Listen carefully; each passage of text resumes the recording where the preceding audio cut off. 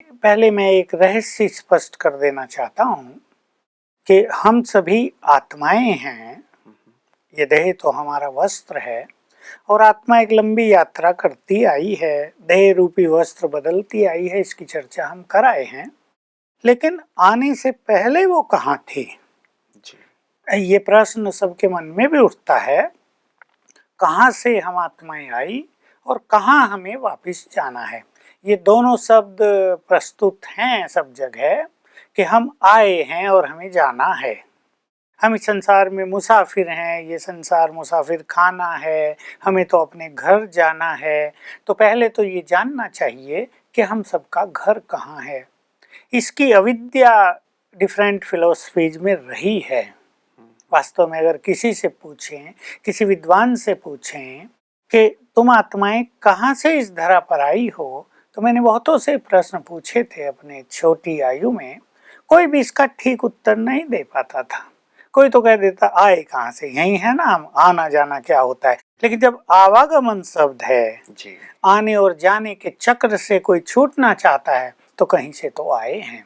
जब भगवान के भी अवतरण की चर्चा है कि वो अवतरित होते हैं, वो आते हैं, तो कहीं से तो आएंगे।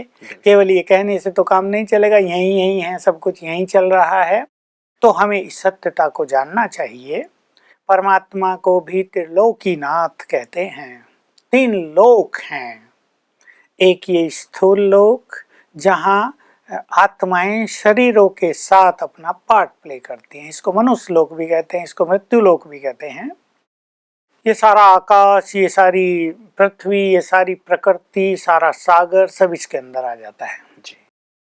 जहाँ आकाश समाप्त हो जाता उसके परे भी कुछ है, सफेद प्रकाश आएगा, उसको सूक्ष्म लोक कहा जाता है। जो फरिश्तों की दुनिया है, ब्रह्मा विष्णु शंकर के जहाँ लोक हैं, उनकी पुरियां हैं, उसके परे गोल्डन रेड लाइट आएगी बहुत दूर।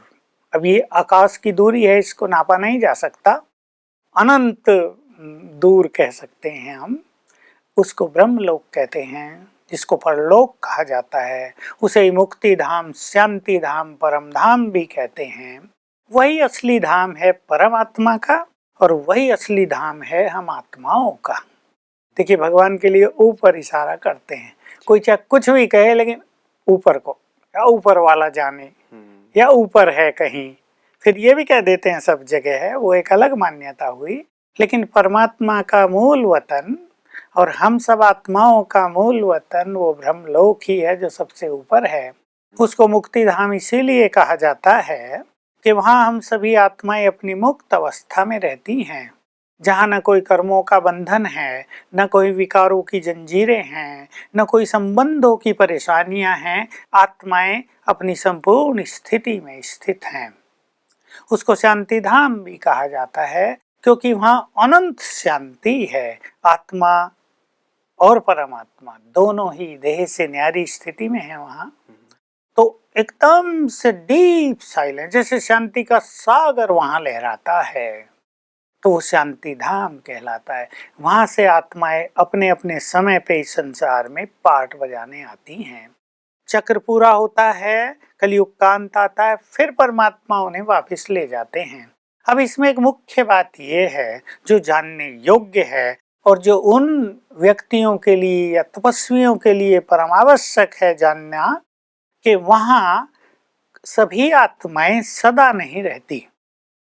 कुछ आत्माएं मान लो, हालांकि वो बियॉन्ड टाइम है, वहाँ वर्ष और घड़ी और घंटे सब नहीं होते, फिर भी मैं एक उदाहरण देता हूँ कि कोई आत्मा वहाँ 1 वर्ष रही, कोई वहाँ 50 वर्ष रही फिर नीचे आ गई, कोई वहाँ 100 वर्ष रही, कोई वहाँ 1000 वर्ष रही, कोई वहाँ 4500 वर्ष रही, 4500 वर्ष रही, इससे भी ज्यादा 4900 950 वर्ष रही, क्योंकि इस पूरे चक्र की आयु 5000 वर्ष है। तो जो आत्माएं वहाँ लंबा समय रही मुक्ति धाम में, वहाँ वो संपूर्ण शांति में हैं। तो जब वो नीचे आती हैं फिर मुक्ति की कामना करती हैं।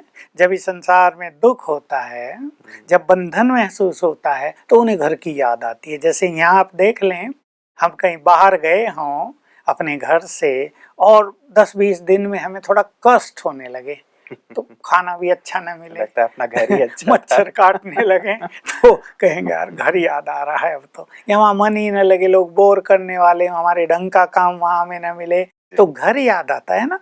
तो आत्माएं क्योंकि बहुत समय अपने घर में मुक्ति धाम में रही हैं, तो इस संसार में आने पर जब उन्हें कष्ट होने लगता है, जब वो विकारों के बंधन में बंध जाती हैं, जब कर्म बंधन उनको बेचैन करने लगते हैं, जब वो दुखी होकर भगवान को पुकारती हैं, तो कहती हैं हमें मुक्ति दो। भिन्न भिन्न धर्मों में मान्यता है भगवान आएगा, कोई कहते हैं कब्र से निकाल कर ले जाएगा, कोई कहते हैं उनको मुक्त करके ले जाएगा।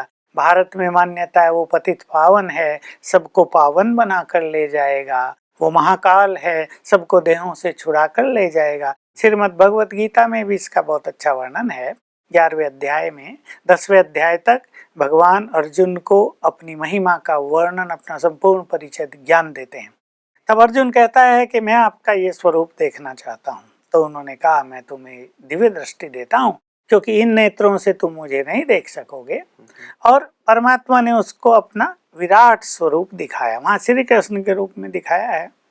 और विराट स्वरूप में एक चीज विशेष रूप से कही गई, उसने देखा अर्जुन ने कि पांडव सेना के बहुत सारे महारथी कौरव सेना के लगभग सभी काल के मुंह में जा रहे हैं। उसमें एक महाकाल भी दिखाया भगवान के विराट स्वरूप में।